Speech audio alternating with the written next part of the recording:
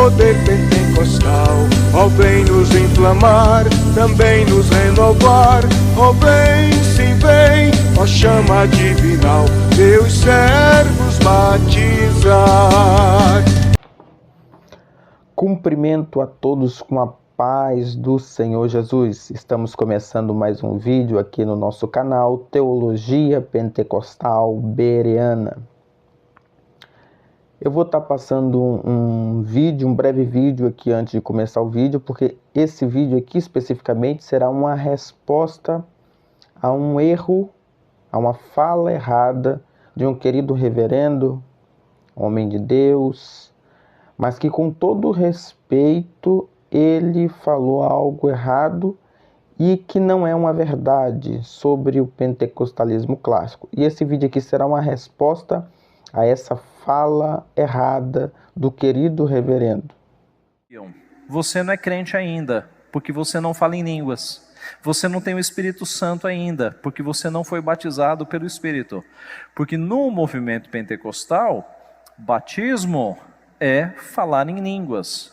Na verdade, se você pensar bem, você percebe que esse segundo batismo, ele contraria a Bíblia. Por quê? A Bíblia não diz que é um só batismo, não é? Há um só batismo. Então, no batismo com água, você tem ali o batismo do Espírito. É a mesma coisa. Não há dois batismos. A Bíblia diz que é um só batismo. Mas no movimento pentecostal, criou-se essa separação entre Cristo e o Espírito Santo. Que separação é essa? Primeiro, na versão deles, tá? Você recebe Jesus Cristo como Senhor e Salvador, e se você passar por essa experiência de línguas, é que você recebe o Espírito Santo. Então eles dividiram a Trindade. E meus irmãos, não se pode dividir a Trindade. Quem tem o Pai, tem o Filho e tem o Espírito. É certo que a Bíblia dá uma ênfase de que nós somos santuário do Espírito Santo. Nesse vídeo, infelizmente, ele passa a ideia de que os pentecostais acreditam que só tem o Espírito Santo de Deus quem fala em línguas estranhas. Só quem fala em línguas é que tem o Espírito Santo. Mas com clareza, com amor, eu preciso dizer que isso não é verdade. E eu vou mostrar aqui o porquê, como nós cremos nessa questão. Ele passa a ideia no vídeo de que todo pentecostal crê que o pentecostalismo clássico, a ideia do pentecostalismo clássico é que só quem fala em línguas estranhas é que tem o Espírito Santo. Mas isso não é uma verdade, nós não cremos assim.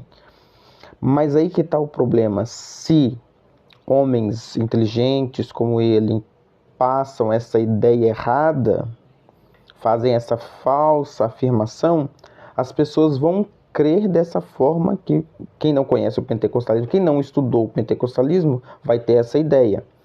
Mas essa afirmação ela não é verdadeira. Nós não cremos assim da forma que o amado reverendo disse nesse vídeo.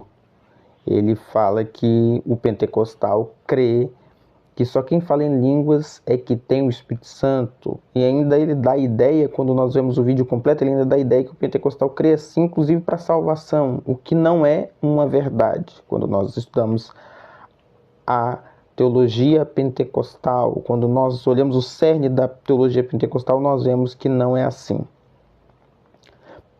Primeiro nós vamos esclarecer o que realmente cremos enquanto pentecostais clássicos. Nós cremos que todo crente regenerado recebe o Espírito Santo no momento da conversão. Isso está lá nas Sagradas Escrituras, Efésios, capítulo 1, versículo 13, em que diz o seguinte: em quem também vós estáis, depois que ouvistes a palavra da verdade, o evangelho da vossa salvação, tendo nele também crido, foste selado com o Espírito Santo da promessa. Então nós cremos assim. Ouviu a palavra, aceitou a Cristo, você foi selado com o Espírito Santo da promessa. Então, todo crente salvo verdadeiramente, ele tem o Espírito Santo. Não precisa dele falar em línguas para ter o Espírito Santo, como é a ideia que ele passa, que o amado reverendo passa nesse vídeo que eu acabei de passar. Então, nós não ensinamos que a pessoa precisa falar em línguas para ser salva, nem para ser considerada cheia do Espírito, no sentido de habitação. Porque todo crente ele já tem o Espírito a partir do momento que ele realmente aceitou a Cristo como Senhor e Salvador. Ali é um trabalhar do Espírito Santo de Deus. Então ali a pessoa já tem o Espírito de Deus como habitação dentro dela. Agora, o que nós também cremos, e essa é a diferença, é uma diferença doutrinária legítima, é que o crente pode viver uma experiência subsequente, que nós chamamos de batismo com o Espírito, batismo no Espírito Santo ou batismo com o Espírito Santo, como nós vemos no livro de Atos 2, Atos 10 e Atos 19, entendeu? Nós vemos isso na palavra de Deus nas Sagradas Escrituras. E sim, nós cremos que o falar em línguas é a evidência inicial dessa experiência específica. Entendeu? O batismo no Espírito Santo, o falar em línguas é essa evidência inicial dessa experiência.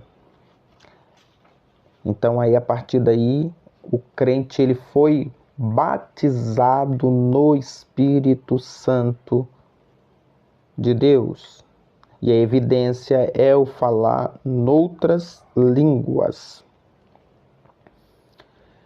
Essa não é uma ideia moderna ou mal formulada. Ela foi ensinada e explicada por grandes nomes do pentecostalismo histórico ou pentecostalismo clássico, como nós assim chamamos.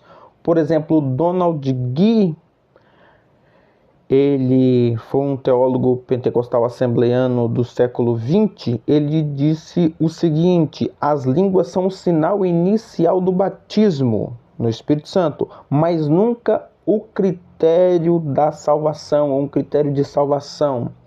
Então, ela é uma experiência que o crente tem com Deus, uma experiência legítima, uma experiência bíblica, está na palavra de Deus, porém ela não é critério para a salvação.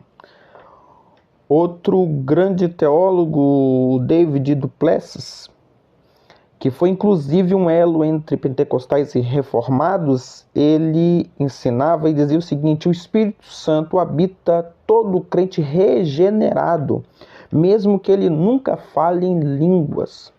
Então nós cremos que o crente ele é salvo, mesmo se ele nunca falar em línguas na vida dele, ele é salvo. Mas nós cremos que aí ele não foi batizado no Espírito Santo. Outros grandes teólogos ensinavam a mesma coisa, por exemplo, o pastor Antônio Gilberto, um grande teólogo pentecostal, o maior teólogo pentecostal brasileiro, ensinava assim. Pastor Abraão de Almeida e vários outros grandes teólogos, eles ensinavam assim, e a teologia pentecostal ela trabalha assim, ela pensa assim. O Espírito Santo, ele está em todo crente regenerado. Não é a questão das línguas que diz que um crente tem ou não o Espírito Santo, mas aí é a evidência de que ele foi batizado no Espírito Santo. Ou seja, mesmo entre os pioneiros havia essa clareza. O dom de línguas não é a prova única de que alguém tem o Espírito Santo, mas ela é uma evidência do batismo que, para nós, na teologia pentecostal, é outra coisa.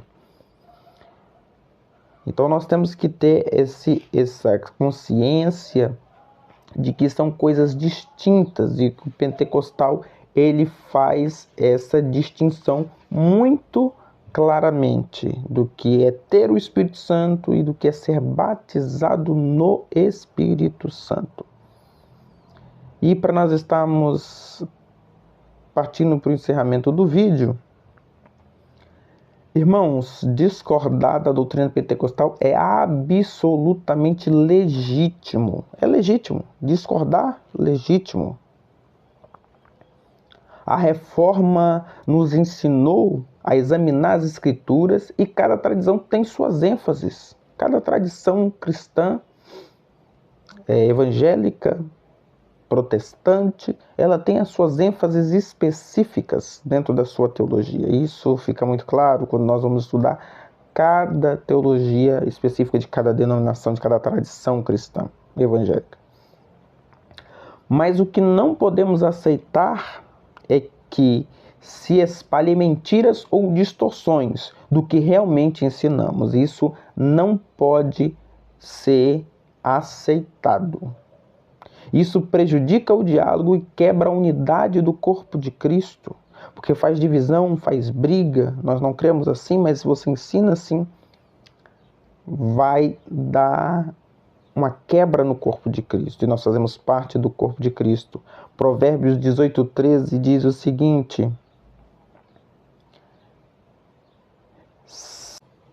Provérbios 18:13 diz: responder antes de ouvir é estultícia e vergonha. Se você quer debater com o pentecostalismo, leia as nossas confissões de fé, as nossas declarações de fé, nossos livros, nossos teólogos. Não se baseie em memes ou recortes fora de contexto, que hoje é o que acontece muito na internet. Discordar pode e faz parte, mas nós devemos tomar cuidado com mentiras e não espalhá-las. Espantalhos teológicos não devem ser espalhados. Se você gostou desse vídeo, curta, comente e compartilhe. A paz do Senhor, até o próximo vídeo.